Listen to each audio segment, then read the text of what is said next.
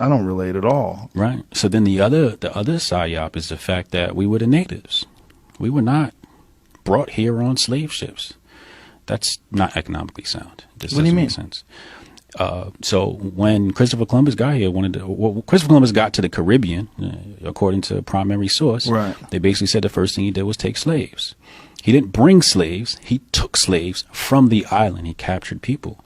So when you have colonization, you got to remember, the United States was only built 13 colonies at first, right?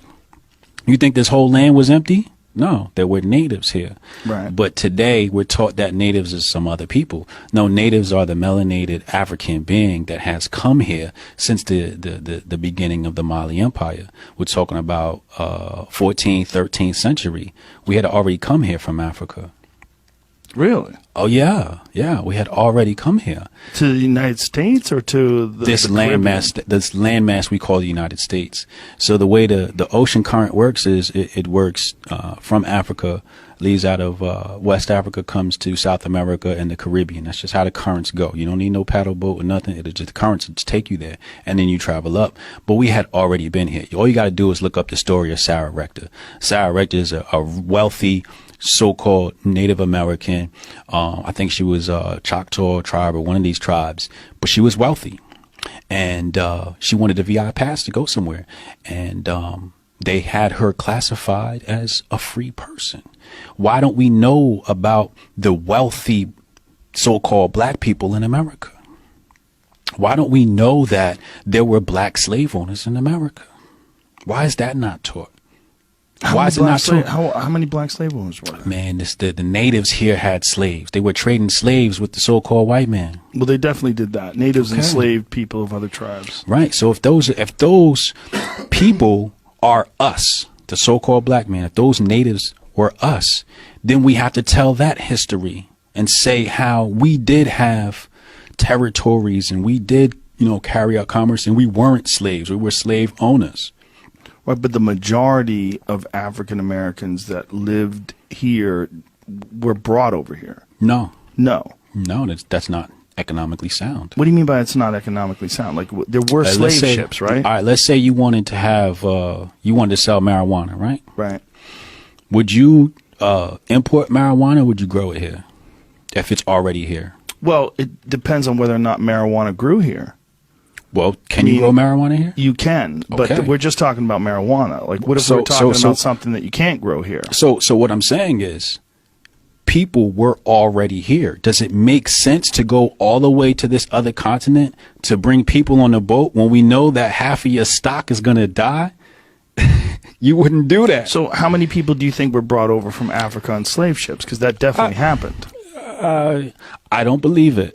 What do you mean you don't believe it? I don't believe that story. You don't believe that Africans were brought over on slave ships? Correct. I believe it may have happened. Maybe people were brought over as slaves, but I don't think that the black people in America came from Africa on slave ships. I believe the people that were here were slowly conquered. First, they got the East Coast, and then they started spreading out west, little by little conquering. And when you conquer a tribe, what do? You enslave them. They're POWs, right? Okay. That's what you do. So after you conquer this tribe, you make them slaves. Now, how do you conquer the natives here? So let's say you got this tribe is warring against this tribe. Well, this tribe goes talk to the white man. White man says, yo, if you help me wipe out these people, then boom, I'll help you with whatever.